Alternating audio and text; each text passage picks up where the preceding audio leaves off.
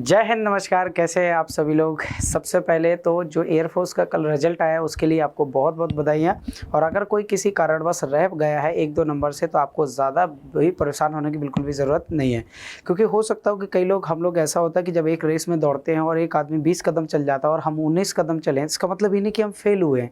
इसका मतलब ये है कि हम 1 कदम उससे कम चल पाए हैं, तो अगली बार उससे 1 कदम हम ज़्यादा चल लेंगे, क्या दिक्कत है। ठीक है, तो जो नेवी एसएसआर के लिए, अग्निवीर के लिए और जहाँ पर भी जनरल साइंस के सीधे सीधे शॉर्ट फॉर्म के क्वेश्चन आते हैं उसकी लगातार जो अपन सीरीज चला रहे हैं, आज प्रैक्टिस सेट नंबर साइंस का होने वाला है 19। उसमें बहुत प्यारे क्वेश्चन देखने के लिए मिलेंगे आपको, कुछ नए क्वेश्चन भी मिलेंगे, कुछ पुराने क्वेश्चंस को अपन रिपीट भी करेंगे, साथ ही साथ जो भी ऑप्शन होंगे उससे जितने बनने वाले क्वेश्चन होंगे उन सभी को करते हुए चलेंगे। ठीक है, तो चलिए बिना किसी देरी के प्रैक्टिस सेट नंबर 19 साइंस का पूरा प्रैक्टिस सेट है। क्या लिखा है, what is the major disease of wheat. गेहूं की इनमें से कौन सी बीमारी है। पाउडी मिल्ड्यू है, आप लूज स्मट है, कर्नल बंट है या उपर्युक्त सभी। मेरी बात बहुत ध्यान से सुनना। पाउडी मिल्ड्यू ये जो डिसीज़ होती है ये फंगल डिसीज़ है, यानी कवक जनित रोग है। कौन सी है, फंगस, कवक जनित। लूज स्मट भी फंगस जनित डिसीज़ है, यानी कि कवक जनित बीमारी है। सर कर्नल बंट की भी बात करें तो ये भी फंगस वाली बीमारी है। कौन सी है, फंगस वाली बीमारी। तो कहने का मतलब हो रहा है ये तीनों की तीनों किसकी बीमारी है, आपको बता देना, व्हीट यानी कि गेहूँ की बीमारी है। तीनों किसकी बीमारी है, गेहूँ की बीमारी है। और ये जरूर याद रखिए कि गेहूँ की कौन कौन सी बीमारी है, तो बिल्कुल कर्नल बंट ऑप्शन में हो, लूज स्मट हो, पाउडी मिल्ड्यू हो, बिल्कुल लगा के आ जाना। अब इसी तरीके से कभी कभी पूछा जाता है बंची टॉप किसकी बीमारी होती है ना। बिल्कुल सिंपल सा क्वेश्चन होता है कि बंची टॉप किसकी बीमारी होती है। तो जो बंची टॉप बीमारी होती है ये होती है केले की, बनाना की। किसकी होती है, केले की। तो केले की एक बीमारी का नाम पूछे तो बिल्कुल बंची टॉप आप लिख के आ जाना। हाँ, red rot of sugarcane पूछा जाता है कि red rot of sugarcane किसकी बीमारी है। Red rot of sugarcane किसकी बीमारी है, तो आपको बिल्कुल लिख के आ जाना मेरे दोस्त की गन्ने की बीमारी है। गन्ना कभी देखा होगा ना कि बीच से रेड रेड कलर का हो जाता है थोड़ा, उसी को बोला जाता है red rot of sugarcane. और ये भी एक फंगस वाली बीमारी होती है। ठीक है, बहुत बढ़िया। क्वेश्चन नंबर 2 देखो, which type of muscles is found in your digestive system. हमारे डाइजेस्टिव सिस्टम में किस प्रकार की मांसपेशियां पाई जाती हैं। अच्छा, डाइजेस्टिव सिस्टम में टोटल में अगर मांसपेशियों की बात करूं तो मांसपेशियां 3 टाइप की होती है। पहली होती है कंकाल पेशियां यानी स्केलेटल मसल्स, क्या होती हैं, स्केलेटल मसल्स। दूसरी होती है स्मूथ मसल्स यानी, और तीसरी होती है भैया कार्डियक मसल्स, यानी कि ये है कंकाल पेशियां, ये है चिकनी पेशियां और ये है हृदयक पेशियां। कंकाल पेशियों को वॉलेंट्री मसल्स भी बोला जाता है, इसको इनवॉलेंट्री मसल्स भी बोला जाता है, और हृदयक का तो कोई दूसरा नाम है नहीं। फिर चलते हैं कि सर स्केलेटल मसल्स यानी कंकाल पेशियां वे पेशियां होती हैं जहाँ पर हड्डियाँ होती हैं। स्मूथ मांसपेशियां वो मांसपेशियां होती हैं जहाँ पर हड्डियाँ नहीं होती हैं। और हृदयक में तो केवल एक ही एग्जाम्पल आता है जिसका नाम है हार्ट। लेकिन उसने इधर पर पूछा है कि हमारे पाचन तंत्र में कौन से क्या होंगे, मसल्स होंगे। तो पाचन तंत्र के अंदर तो कोई भी हड्डियां नहीं होती। तो जब कोई भी हड्डियां नहीं है, देखो रेक्टस हो नहीं सकता, कार्डियक तो हार्ट में होती है, हटा दो। सर स्टमक मसल्स केवल पेट बस में होती हैं। भैया मैं पूरे ओवरऑल डाइजेस्टिव सिस्टम की बात करूं तो यहाँ पर आपको आंसर देखने को मिलेगा स्मूथ मसल्स यानी चिकनी मांसपेशियां। और ये हमारे इच्छा के अनुसार काम नहीं करती, इसलिए इनवॉलेंट्री मसल्स या फिर अनैच्छिक पेशियां कहा जाता है। क्वेश्चन नंबर 3 में विच of the following metals is most ductile in nature. Most ductile in nature. अच्छा, मोस्ट डक्टाइल पूछे, मोस्ट मेलाइबल पूछे, मोस्ट डक्टाइल पूछे, मोस्ट मेलाइबल मेटल पूछे। हिंदी में बोला जाता है सबसे अधिक तन्य धातु और आघात वर्धनीय धातु। आघात वर्धनीय। अच्छा, आघात वर्धनीय का मतलब समझिएगा मैं बोलना क्या चाह रहा हूँ। सर तन्यता और आघात वर्धनीय क्या होता है। तन्यता का मतलब होता है ऐसी कौन सी धातु जिसको पीट पीट के चादर के फॉर्म में भी कन्वर्ट किया जा सकता है और पीट पीट के पतले तार के रूप में भी बनाया जा सकता है। इसी को बोलते हैं डक्टाइल और मेलाइबल प्रॉपर्टी। यानी आघात वर्धनीय पीट पीट के चादर बनाना, तन्यता मतलब पीट पीट के तार बनाना। समझ गए बात को। तो अब आपके सामने ये था कि सर कॉपर का सबसे लंबा तार बनाया जा सकता है, चांदी का, सोने का या एल्यूमिनियम का। आप एनसीईआरटी पढ़ोगे तो एनसीईआरटी में साफ साफ लिखा है कि gold is the most ductile and malleable metal. Gold is the most malleable and ductile metal. Option number कौन सा हो जाएगा दोस्त, ऑप्शन नंबर हो जाएगा सी। क्लियर है। सोने से पतला लंबा तार भी बनाया जा सकता है और फॉइल भी बनाई जा सकती है। अगला देखो, which of the following gas was release during Bhopal gas tragedy. निम्नलिखित में से कौन सी गैस भोपाल गैस त्रासदी के दौरान छोड़ी गई थी। Methyl isocyanate, MIC gas, short form में इसको मिक कहा जाता है, मिथाइल आइसोसाइनेट। अब इसके बारे में थोड़ा सा अपन पूरा डिटेल करेंगे। देखो ये जो भोपाल गैस त्रासदी हुई थी ये 2 से 3 दिसंबर की रात में, 2 से 3 दिसंबर की रात में। कब हुआ था? 1984 में, 1984 में, 1984 में। सर यूनियन कार्बाइड फैक्ट्री का नाम था, यूनियन कार्बाइड फैक्ट्री का नाम था। उसमें से एक इंसेक्टिसाइड रिलीज हुआ था, कीटनाशक रिलीज हुआ था, insecticide. So sir insecticide release हुआ था जिसका नाम था मिथाइल आइसोसाइनेट, जिसका बहुत बड़ा डिफेक्ट हुआ था और कई लोगों की यहाँ पर जान गई थी। नेक्स्ट चलते हैं, कब हुआ था? 2 से 3 दिसंबर की रात में 1984 में। ये जरूर याद रखे रहिएगा, कभी कभी पूछ लिया जाता है कि मिथाइल आइसोसाइनेट जो है ना, मिथाइल आइसोसाइनेट है, ये सर कौन सा केमिकल है बता दीजिए। इंसेक्टिसाइड है, कीटनाशक है। अगला, Khalistan is associated with transport of water and in plant. पौधों में पानी के परिवहन के लिए कौन सा आपका टिश्यू प्रेजेंट होता है? Xylem, phloem, chloroplast, aerenchyma. देखो अच्छे से ध्यान से सुनिएगा क्वेश्चन को। जाइलम जो होता है ना, ये क्या करता है? ये वाटर को ट्रांसपोर्ट कराता है। सर फ्लोएम, सर फूड को ट्रांसपोर्ट कराता है। सर क्लोरोप्लास्ट, ये फोटोसिंथेसिस को कराता है, यानी कि आप इसको बिल्कुल हिंदी में बोल सकते हैं प्रकाश संश्लेषण। किसको? प्रकाश संश्लेषण। एरेनकाइमा ऐसे प्लांट के टिश्यू हैं जो पानी में तैरते हैं। वो पौधे किस में तैरते हैं? आप बोलना है हाइड्रोफाइट्स प्लांट में, हाइड्रोफाइट्स प्लांट में, ठीक है। कुछ ऐसे पौधे होते हैं जो पानी पे तैरते रहते हैं, कुछ ऐसे फूल होते हैं तो जो तैरने में मदद करते हैं वो टिश्यू कहलाते हैं एरेनकाइमा। समझ गए? तो यहाँ पर ये पूछा था पौधों में पानी के परिवहन से संबंधित कौन सा टिश्यू है? जाइलम। और भोजन से संबंधित पूछता तो फ्लोएम। और क्लोरोप्लास्ट का करता है, हरे कलर का है तो फोटोसिंथेसिस होगा, प्रकाश संश्लेषण होगा। क्वेश्चन नंबर 6 है, a plant with green leaves viewed in red light will appear. सुनो, ये बोला है कि एक पौधे की जो ग्रीन लीव्स थी, हरी पत्तियां थी, यदि उसको रेड कलर में देखा जाए तो कैसा दिखाई देगा? मेरी बात अच्छे से सुनिएगा, ये क्वेश्चन बहुत सारे लोगों को कंफ्यूज करेगा।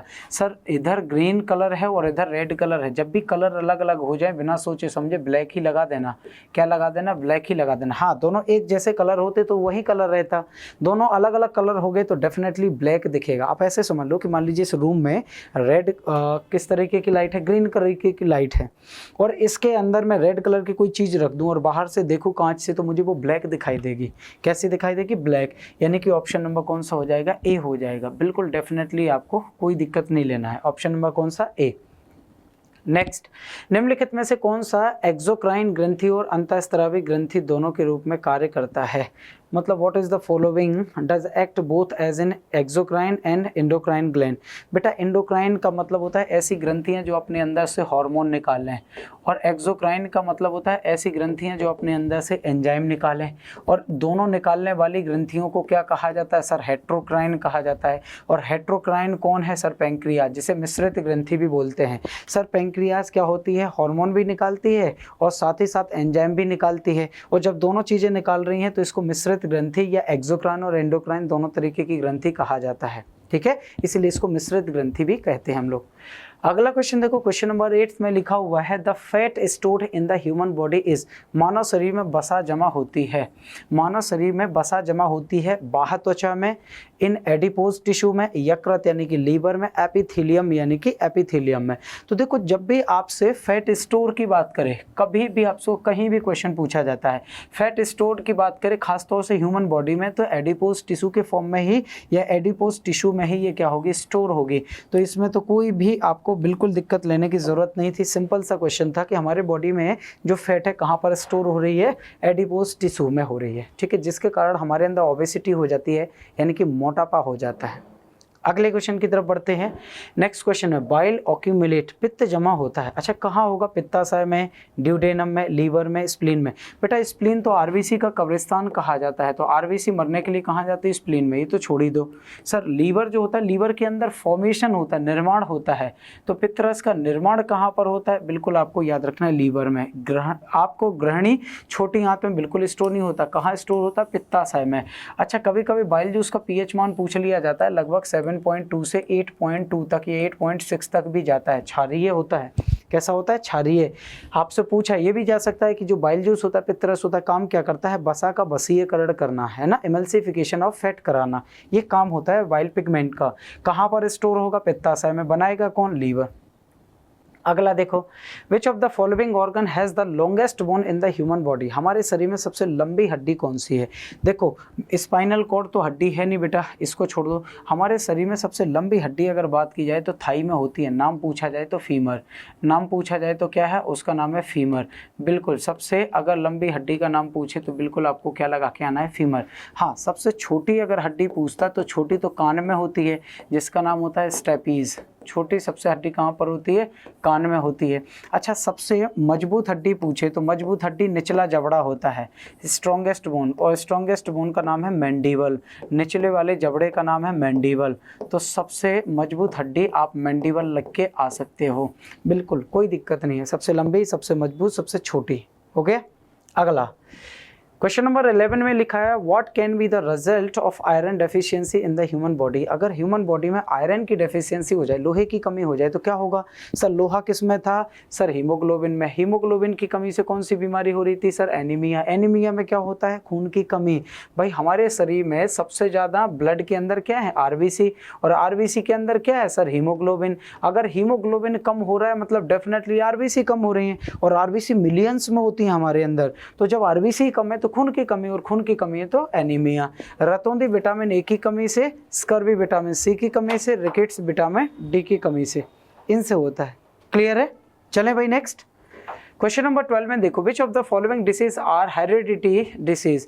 निम्नलिखित में से कौन सा रोग वंशानुगत रोग है। वंशानुगत मतलब एक पीढ़ी से दूसरी पीढ़ी में इनहेरिट होने वाला, एक पीढ़ी से दूसरी पीढ़ी में इनहेरिट होने वाला। हीमोफीलिया है सर, नियर साइटनेस है, अरक्तता है, देखो एनीमिया तो नहीं है। ल्यूकेमिया मतलब ब्लड कैंसर होता है, ये भी नहीं है। निकट दृष्टि दोष भी नहीं बेटा, हीमोफीलिया है। और इस बीमारी का दूसरा नाम भी आप बिल्कुल लिख लेना, याद रखना, रॉयल डिसीज, शाही बीमारी भी इसी को कहा जाता है। इस बीमारी में रक्त का थक्का नहीं जमता, यानी कि प्लेटलेट्स बनना बंद हो जाती है हमारे खून में, और जब प्लेटलेट्स ही बनना बंद होगी तो रक्त का थक्का नहीं जमेगा। सही है ना। चलिए क्वेश्चन नंबर 13 में देखो which of the following is a female sex hormone. Female sex hormone कौन सा है। एंड्रोजन तो मेल और फीमेल दोनों में होता है, मेल और फीमेल दोनों में। इंसुलिन हार्मोन का नाम है, ऑक्सीटोसिन भी दोनों में प्रेजेंट है। तो हमारे सामने एस्ट्रोजन बचा था, क्या एस्ट्रोजन। एस्ट्रोजन को फीमेल का सेक्स हार्मोन कहा जाता है। एक और हार्मोन आता है प्रोजेस्टेरोन, जिसको प्रेगनेंसी हार्मोन भी बोलते हैं, प्रोजेस्टेरोन हार्मोन, जिसको अपन लोग प्रेगनेंसी हार्मोन यानी गर्भ हार्मोन भी इसी को कहा जाता है, गर्भ हार्मोन भी इसी को कहा जाता है। चलिए कितने हो गए, ऑप्शन नंबर ए। हाँ, अगर मेल का पूछता तो मेल के सेक्सुअल हार्मोन का नाम होता है टेस्टोस्टेरोन। क्वेश्चन नंबर 14 में है insulin is secreted from which of the following sales. Insulin कौन सी कोशिकाओं के द्वारा सीक्रेट किया जाता है यानी बनाया जाता है। सर अल्फा कोशिकाओं के द्वारा, सर डेल्टा, सर तंत्रिका, सर बीटा। देखो डेल्टा बिल्कुल नहीं है, अल्फा बिल्कुल नहीं है। अल्फा है, हालांकि अल्फा से एक हार्मोन निकलता है जिसका नाम है ग्लूकेगॉन, ग्लूकेगॉन हार्मोन, ये हार्मोन निकलेगा। तो ग्लूकेगॉन हार्मोन निकालने का काम, हिंदी में भी लिख लो ग्लूकेगॉन, तो ग्लूकेगॉन हार्मोन निकालने का काम करेगी अल्फा। डेल्टा है नहीं तंत्रिका कोशिका, तो सूचनाओं का आदान प्रदान, इन्फॉर्मेशन को हमारे शरीर में इन्फॉर्मेशन यानी सूचनाओं का आदान प्रदान कराना, किसका, सूचनाओं का आदान प्रदान कराना, ये किसके द्वारा होगा, तंत्रिका कोशिका। तो बचा क्या था, beta cell. Beta cell insulin hormone बनाएगा, और इंसुलिन हार्मोन करता क्या है तो बता दीजिएगा, शुगर कंट्रोल यानी कि डायबिटीज कंट्रोल। क्या करना, शुगर कंट्रोल, हिंदी में मधुमेह को नियंत्रित करना, मधुमेह, डायबिटीज को कंट्रोल करना, मधुमेह नियंत्रित करना। सही है। चलिए क्वेश्चन नंबर 15 में आ जाइए। Who invented the vaccine for small pox. Small pox की वैक्सीन किसने खोजी थी। सर इधर लिखा है बेंटिंग ने, अलेक्जेंडर फ्लेमिंग ने, एडवर्ड जेनर ने, या लुइस पास्चर ने। बहुत अच्छे से क्वेश्चन करना है। स्मॉल पॉक्स की वैक्सीन किसने खोज की थी, डॉक्टर एडवर्ड जेनर ने। किसने, डॉक्टर एडवर्ड जेनर ने। आप बिल्कुल लगा के आओगे। सर बैटिंग ने तो जो है हार्मोन को खोजा था, हार्मोन खोजने वाला कौन था, बैटिंग था। अलेक्जेंडर फ्लेमिंग ने फर्स्ट एंटीबायोटिक क्या किया था, डिस्कवर की थी, फर्स्ट एंटीबायोटिक है ना, प्रथम एंटीबायोटिक। और पहली जो एंटीबायोटिक थी वो बनाई गई थी पेंसिलिन। कौन सी बनाई गई थी, पेंसिलिन। तो पहली खोजी गई पेंसिलिन थी, कौन सी थी, पेंसिलिन। अच्छा ये कवक से बनाई गई थी, किससे, कवक से बनाई गई थी। सर लुइस पास्चर जी ने तो एंथ्रेक्स वैक्सीन की भी खोज की थी, प्लस रेबीज वायरस की भी या रेबीज वैक्सीन की भी खोज की थी। तो एडवर्ड जेनर लगाना है अपने को, ठीक है, नेक्स्ट क्वेश्चन चलते हैं। ELISA test is use to diagnose. ELISA test किसके परीक्षण के लिए किया जाता है? एलिजा का फुल फॉर्म होता है एंजाइम लिंक्ड इम्यूनोसॉर्बेंट एसे। एंजाइम लिंक्ड इम्यूनोसॉर्बेंट एसे, ये फुल फॉर्म होता है। सर पोलियो के लिए? बिल्कुल नहीं सर। एड्स के लिए? एग्जैक्टली एड्स का पता लगाने के लिए एलिजा टेस्ट किया जाता है। एड्स का पता लगाने के लिए, ठीक है, किसका आपको याद रखना है, एड्स का पता लगाने के लिए एलिजा टेस्ट किया जाता है। क्लियर है सभी को? अरे हाँ कि ना? एड्स किससे होता है? वायरस से होता है। वायरस का नाम HIV। HIV का full form human immunodeficiency virus. AIDS का फुल फॉर्म क्या है? Acquired immunodeficiency syndrome. अगला चलेंगे, the name of the first clone sheep was. देखो पहली क्लोनित भेड़ का नाम बिना सोचे समझे आप याद रख लो, डॉली। पहली क्लोन भेड़, क्लोन का मतलब क्या होता है? एज इट इज, डिक्टो कॉपी। डिक्टो कॉपी है ना, तो एज इट इज कॉपी तैयार होना। तो पहली एज इट इज कॉपी एक भेड़ की तैयार हुई थी जिसका नाम अपन ने डॉली दिया था। जिसका नाम क्या दिया था अपन ने? डॉली दिया था। बताइए कोई दिक्कत है? कोई भी दिक्कत है किसी को? नेक्स्ट क्वेश्चन देखो, the noble gas used for the treatment of cancer is. Cancer के ट्रीटमेंट के लिए कौन सी उत्कृष्ट गैस का उपयोग किया जाता है? सुनो, हीलियम सबसे हल्की नोबल गैस है, लाइटेस्ट नोबल गैस। क्या बोला जाता है? लाइटेस्ट नोबल गैस कहा जाता है। हिंदी में बोलते हैं इसको सबसे हल्की अक्रिय गैस। सबसे हल्की अक्रिय गैस कहा जाता है, जो क्रियाशील नहीं होती है। तो एक तो आप ये याद रख लो। हीलियम का उपयोग कहाँ किया जाता है? ऑक्सीजन सिलेंडर में। ऑक्सीजन सिलेंडर में ऑक्सीजन रहता है 85% बेटा, इसमें रिमेनिंग जो 15% है वो हीलियम है।